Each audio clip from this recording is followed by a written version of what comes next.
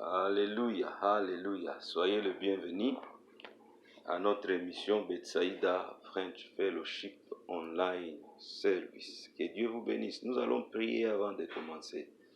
Père éternel, nous te bénissons, nous disons merci pour ce moment. Daigne nous bénir jusqu'à ce que le Saint-Esprit puisse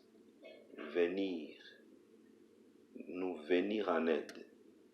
Et qu'une âme qui est en train de suivre maintenant puisse être bénie. Bénis ce moment du début à la fin.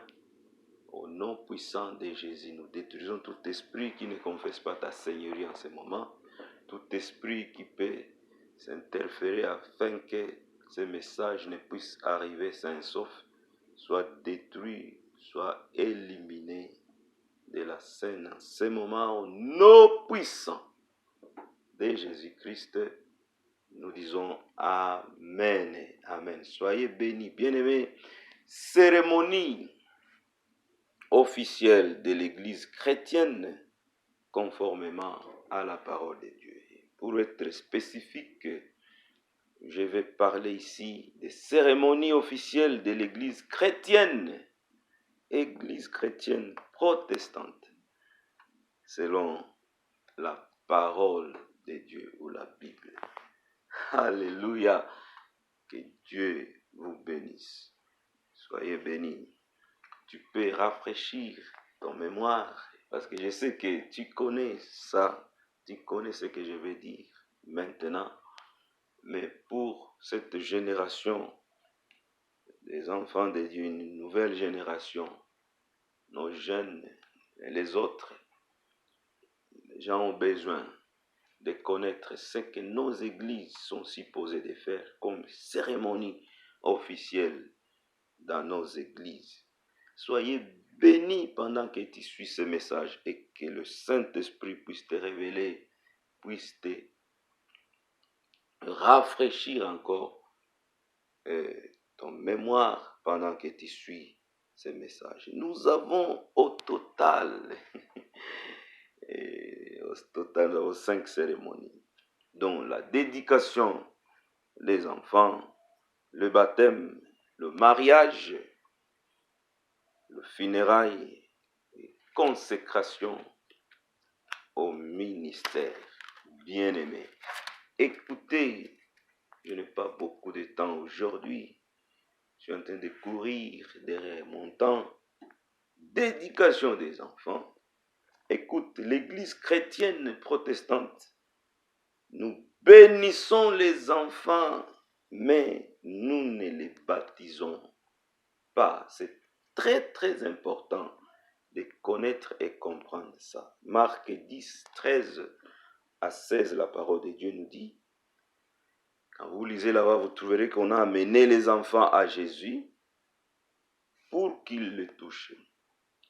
Mais les disciples voulaient stopper ceux qui ont amené les enfants à Jésus. Voyant cela, Jésus fut indigné et dit aux disciples à haute voix, laissez venir à moi les enfants, les petits-enfants, ne les empêche pas, car le royaume de Dieu est pour ceux qui leur ressemblent. Le verset 16, j'aime, de Marc, là où nous avons lu 10, chapitre 10, verset 16. Le verset 16 nous dit ceci, puis il le prit dans ses bras et le bénit en leur imposant les mains. C'est exactement ce que l'Église chrétienne, l'Église protestante, nous faisons. Nous bénissons les enfants, nous ne les baptisons pas. La bénédiction appartient à ceux qui se comportent comme de petits enfants dans les royaumes de Dieu. Le royaume de Dieu nous exige de nous comporter comme les petits enfants. Et les bénédictions vont nous suivre. Jésus automatiquement a dit, laissez les petits enfants venir à moi. Et il les a bénis. Écoutez, ces jours-ci, Jésus en faisant ainsi, il a retouché sur la loi juive qui prônait la consécration de tous les mâles, premier-né à Dieu. Ce qu'il faisait le 8e jour de la naissance, il faisait la circoncision. On amenait le bébé, l'enfant, au temple. Jésus étant né sous l'influence de cette loi, il était amené trop petit par ses parents dans le temple. Et si vous lisez Luc, vous trouverez ce que je suis en train de dire. Luc chapitre 2, verset 2, et vous lisez Exode 13, 2, et vous sautez 11 jusqu'à 13. Vous allez voir ce que je suis en train de dire maintenant. Écoutez, ces jours-là, quand Jésus appelle les enfants de venir à lui, c'était un scandale, c'était un choc aux Juifs. Parce que pour eux, c'est pas comme ça que les enfants viennent. C'est pas comme ça en vrac, comme ça, ce n'est pas comme ça. Écoutez, bien-aimés, on ne sait pas leur âge. Peut-être c'est ce qui était dans l'esprit des Juifs ces jours-là. Les enfants viennent, on ne sait pas leur âge. Parce que d'habitude, on amène les enfants de 8 jours au temple. Et ici, la cérémonie ne peut pas se passer parce que les enfants étaient fusionnés ces jours-là. Il y avait un sexe confondu et les femmes et les hommes. Tous les enfants étaient là. Et les Juifs n'ont pas compris quand Jésus avait accepté d'amener les enfants pour qu'ils les touchent. La loi du 8e jour d'un bébé mâle au temple a tombé ces jours-là. Alléluia, alléluia. A tombé, il fallait injecter les autres bébés. Les femelles, il fallait les injecter aussi dans le système. La puissance de Jésus a fait ça ces jours-là. Laissez les petits enfants venir à moi. Tout le monde. Et les filles et les garçons. Sexe confondu. Laissez-le venir à moi. Et Jésus les a touchés. Alléluia. C'est ce que l'Église de Dieu doit faire. L'Église a l'obligation de bénir les enfants. Nous bénissons les enfants, nous ne les baptisons pas. Écoutez, deuxième cérémonie, le baptême. Ce que nous devons retenir sur le baptême, bien-aimés, étant église protestante. Nous sommes église protestante. Alléluia, notre croyance, nous sommes église protestante. Ce que nous devons comprendre sur le baptême, je vais aller vite parce que j'ai trop de choses que je voulais toucher là-bas. Premièrement, la personne doit être en mesure de décider sans l'influence de qui que ce soit. Même le pasteur, même le président des chorales, même, je ne sais pas, frère ou ami. Sans l'influence de quelqu'un, la personne doit être capable de décider sur son baptême. Jésus est allé vers Jean-Baptiste pour demander le baptême. Matthieu 3 plutôt, verset 13. Alors Jésus vint de la Galilée au Jourdain vers Jean pour être baptisé. Alléluia. Deuxièmement, bien-aimés, que nous devons connaître sur le baptême doit être par immersion. Jésus est allé au Jourdain, cela implique ou révèle la suffisance de l'eau pour plonger la personne, immerger. Alléluia, alléluia. Écoutez, suffisance de l'eau. Très, très important. Baptême doit être par immersion. Troisièmement, ce que nous devons comprendre sur le baptême, avant d'être baptisé, tu dois être sauvé. C'est-à-dire accepter Jésus comme ton Seigneur est ton sauveur. C'est la toute première fois que vous devez être sauvé. Vous devez comprendre ça avant de décider sur votre baptême. Et tu décides, en acceptant le baptême, tu décides de proclamer au monde que Jésus est désormais devient le maître de ta vie. Jésus devient le maître de ta vie. Marc 16, verset 16, la parole de Dieu nous dit, celui qui croira et qui sera baptisé sera sauvé, mais celui qui ne croira pas sera condamné. Écoutez, bien-aimés, quatrième chose que nous devons comprendre sur le baptême, il y a ce qu'on appelle baptême du Saint-Esprit et il y a le baptême du feu. Luc 3, verset 16. Je vous baptise d'eau, mais celui qui viendra après moi vous baptisera du Saint-Esprit et du feu. Alléluia, alléluia.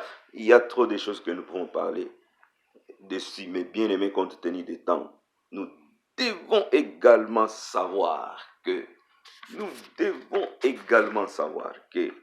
donc je m'arrête par là. Il y a le baptême du Saint-Esprit et les baptêmes du feu. Je continue la cinquième chose que nous devons comprendre, que nous devons connaître sur le baptême. Nous devons comprendre et connaître sur le baptême. Être baptisé, c'est porter Christ comme vêtement dans sa vie.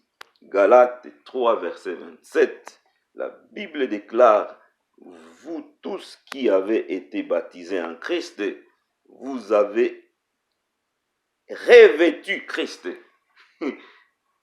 Vous avez revêtu Christ au travers du baptême. Alléluia. Revêtez Christ dans votre vie au nom puissant de Jésus. Tu n'es pas encore baptisé. Il faut chercher à être baptisé. Va chez ton pasteur. Il va te baptiser. Comme ça, tu vas proclamer au monde que tu as revêtu Christ dans ta vie. Et c'est très, très important. Soyez bénis. Alléluia. Sixième chose que nous devons connaître à propos du baptême, bien-aimé, sur le baptême, la signification du baptême. Par immersion, parce que nous disons, nous devons être baptisés. Un baptême par immersion. Alors, la signification de ce baptême, c'est quoi? De ces baptêmes, s'il vous plaît. La signification, c'est quoi? Colossiens 2, verset 12, la Bible nous dit, ayant été ensevelis avec lui par le baptême, vous êtes aussi ressuscités en lui et avec lui par la foi en la puissance de Dieu. Alléluia. Donc le fait que nous vous prenons, nous vous faisons enfoncer dans l'eau et vous ramener encore, vous êtes en train de mourir et ressusciter avec Christ. Alléluia. Et c'est ça la signification.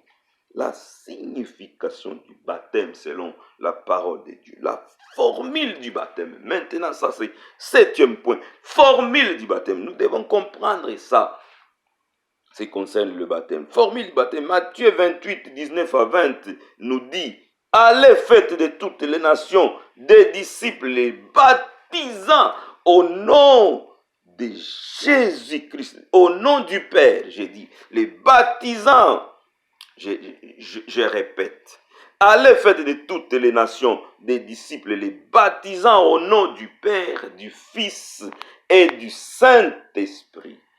Alléluia. Les baptisant, je répète, au nom du Père, du Fils et du Saint-Esprit. Et là, vous trouvez que le sens de Trinité est respecté. Comprenez que nous ne baptisons pas au nom du Père, Fils et du Saint-Esprit. On ne fait pas ça. Mais nous nous baptisons au nom du Père, du Fils et du Saint-Esprit, en respectant le sens de la Trinité qui est là. Alléluia, c'est au nom du Père, du Fils et du Saint-Esprit. pense que vous comprenez. Vous lisez la Bible et vous allez trouver ça clairement. Et pour vous, que Dieu vous bénisse. Alléluia. 8e chose que nous devons comprendre sur le baptême. Tu peux être baptisé juste le même jour où tu reçois le salut. Alléluia. N'importe où il y a une poule d'eau. Là où il y a l'eau, une quantité d'eau qui est suffisante, tu peux recevoir ton baptême. Acte 16, 31, 33, tu lis ça, tu auras d'informations sur ce que je suis en train de dire. Il y a un geôlier, et le geôlier ou les gardiens de la prison où étaient Paul et Silas ce jour-là, quand ils chantaient et glorifiaient le Seigneur. Vous connaissez qu'il y a une puissance qui est descendue dans cette prison et les portes de la prison étaient ouvertes. Et le gardien a eu peur et ce jour-là, il a failli se suicider. Mais écoutez, Paul et Silas, après avoir aidé le geôlier, il a accepté d'être baptisé cette même nuit. Alléluia. Il voulait se suicider, mais Paul et Silas lui avait dit, nous sommes là. Nous ne sommes pas partis. On n'a pas évadé. Ne te tue pas pour rien, nous sommes là. Alléluia. Et quand il a vu cet acte des hommes et de Dieu, il était profondément touché. Et il a demandé, comment puis-je faire pour être sauvé? Il a accepté Jésus ce jour-là. Et il était baptisé la même nuit. Miracle. Alléluia. Le même jour. Là où tu es, même aujourd'hui, tu peux prendre la décision d'accepter Jésus et tu seras sauvé. Le salut est permanent ici. Soyez bénis. Recevez Jésus dans ta vie. Écoutez bien aimé, je continue. Acte 22, 12 jusqu'à 16. Juste quand Paul ou Saul a rencontré le Seigneur, il n'a pas tardé aussi d'être baptisé sur le chemin de Damas.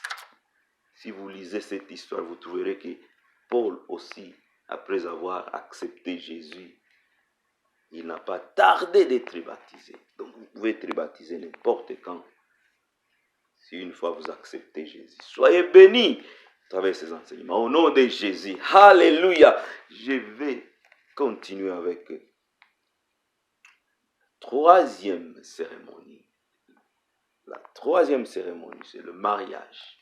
Cérémonie officielle de l'église chrétienne, église protestante chrétienne. Mariage, bien-aimé. D'abord, je vais vous dire par définition que le mariage, c'est une institution divine basée dans la Bible. Institution divine, un engagement de deux personnes imparfaites qui se décident et s'engagent d'être ensemble pour la vie. Je répète, le mariage, par définition, c'est une institution divine, un engagement de deux personnes imparfaites qui se décident et s'engagent d'être ensemble pour la vie. Que Dieu vous bénisse. Alléluia. Je vais dire à quelqu'un que tu n'as pas épousé un ange. Ton mari, là, ta femme, là, il ou elle n'est pas un ange. Alléluia, alléluia. Dans les mariages, nous devons nous soutenir mutuellement. Écoutez, bien-aimés, mais au fait, ce que nous voulons dire, partant de la définition, le mariage est une institution divine. Ça, le fondement biblique. Alléluia. Si nous lisons Genèse 1, verset 27 à 28, vous verrez que Dieu a béni les premiers couplets. Il les a donné le pouvoir d'assujettir, de dominer et de se multiplier.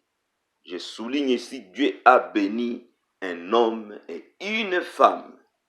Je répète encore, Dieu a béni un homme et une femme. Pour le sujet du mariage, c'est l'homme et la femme. Église chrétienne, église protestante, c'est ce que nous faisons, c'est ce que nous respectons. En dehors de ça, nous n'acceptons pas parce que ça ne nous intéresse pas. Dieu a béni un homme et une femme. Soyez bénis. Écoutez la 4e cérémonie, funérailles. Funérailles. Écoute, l'homme ou le corps de l'homme est condamné par la Bible de rentrer dans la poussière. Parce qu'elle a été tirée de la poussière. Écoutez, l'homme est condamné par la Bible de rentrer dans la poussière. Et aussi, le corps d'un chrétien ou la mort d'un craignant Dieu a de la valeur aux yeux de l'Éternel. Alléluia. Si vous lisez Ecclésiaste, chapitre 3, verset 20, Genèse, chapitre 3, verset 19, Psaume, chapitre 116, verset 15. Vraiment, j'aime ça. Elle a du prix aux yeux de l'Éternel, la mort de ceux qui l'aiment. Elle a du prix aux yeux de l'Éternel. Écoutez, si vous lisez Luc 23, 50 à 53, vraiment j'aime un homme pieux au nom de Joseph qui est allé demander le corps de Jésus à Pilate. Ce jour-là, il a fait descendre le corps de Jésus sur la croix, l'enveloppa et le déposa dans un sépulcre taillé, dans un roc. Cet homme-là a été béni ce jour-là en faisant cela sur le corps de celui qui est venu du ciel. Alléluia! Et là du prix, le corps de celui qui aime, celui qui craint le Seigneur. Écoutez, Joseph qui a fait ça, il fut un conseiller, un agent du gouvernement à l'époque. Je ne voulais pas passer, bien-aimé, sans dire ceci. Attention à ces deux mots. Purgatoire et l'au-delà que nous appelons paradis. Écoutez, bien-aimé, écoute, il n'y a pas le pardon du péché après la mort. Si vous lisez la Bible, vous lisez le parabole du riche et pauvre Lazare, ça va ou ça peut vous inspirer plus, ou ça peut vous inspirer davantage. Luc 16, 19 à 30.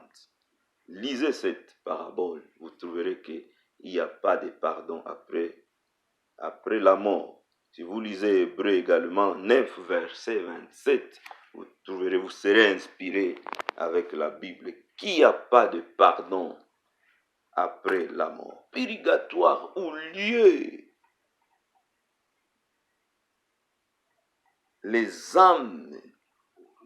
où les âmes des justes expirent, se purifient de leurs péchés avant d'accéder au paradis. C'est ça la philosophie qui est là, si le purgatoire. Je voulais que vous compreniez purgatoire et l'au-delà, que nous appelons paradis.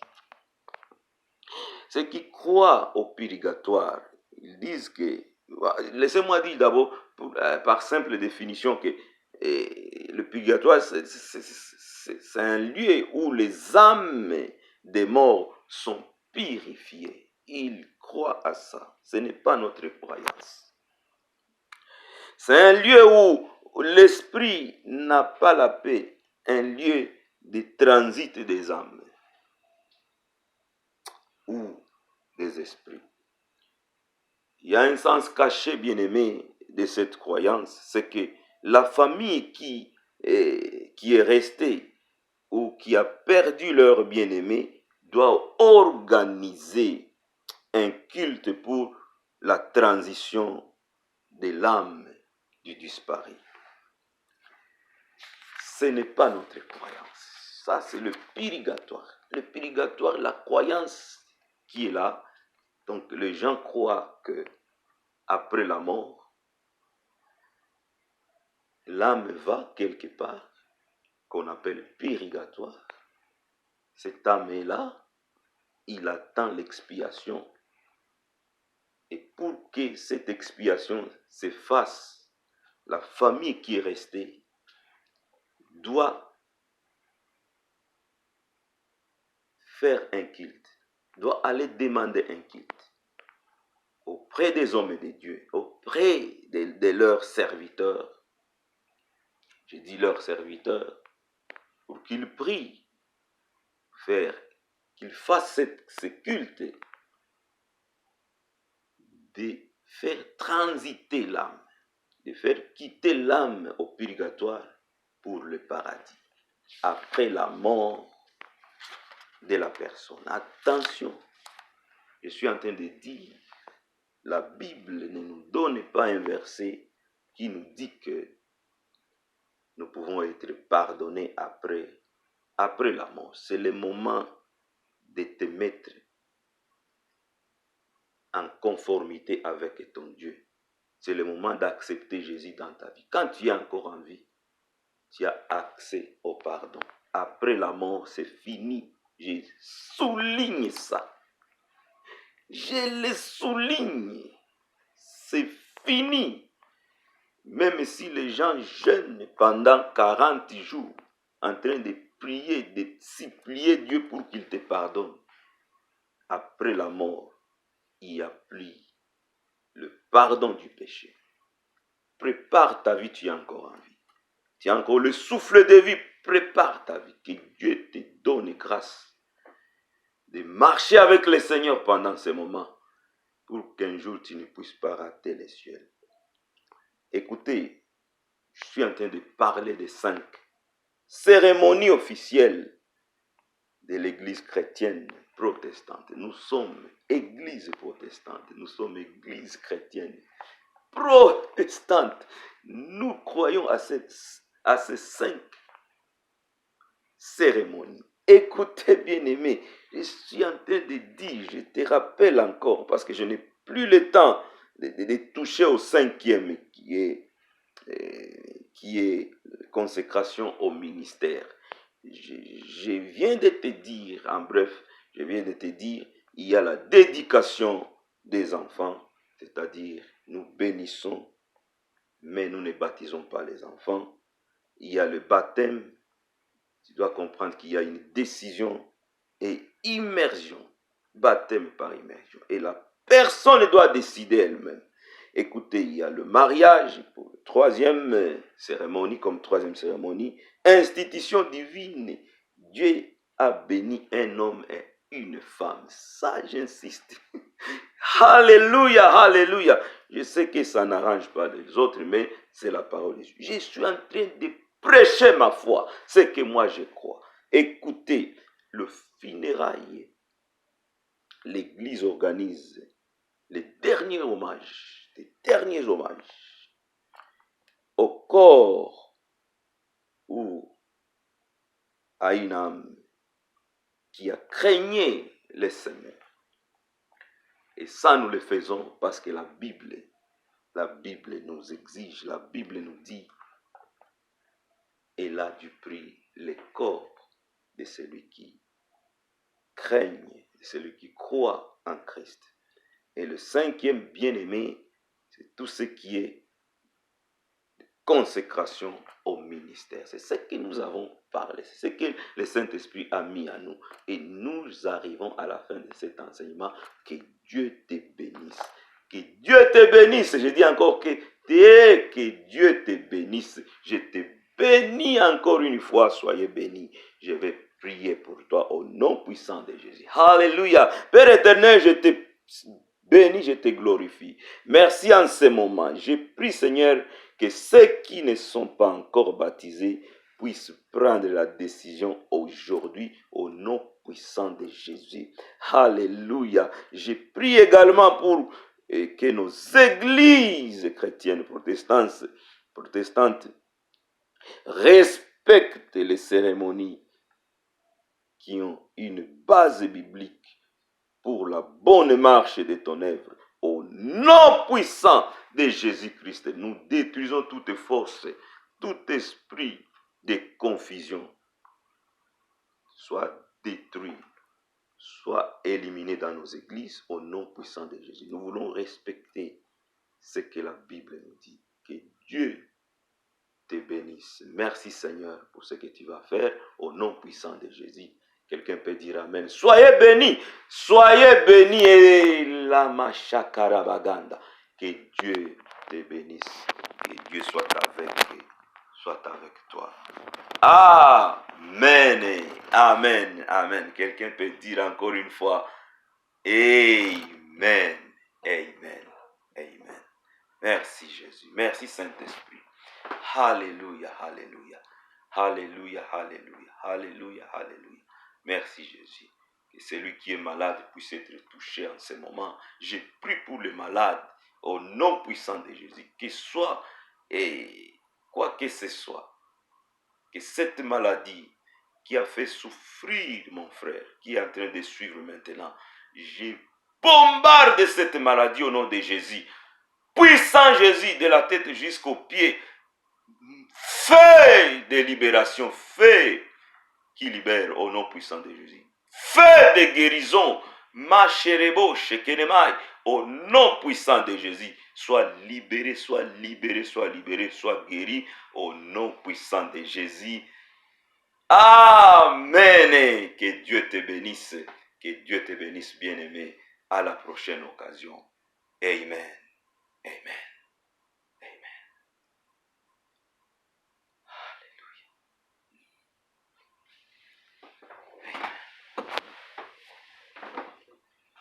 Alléluia.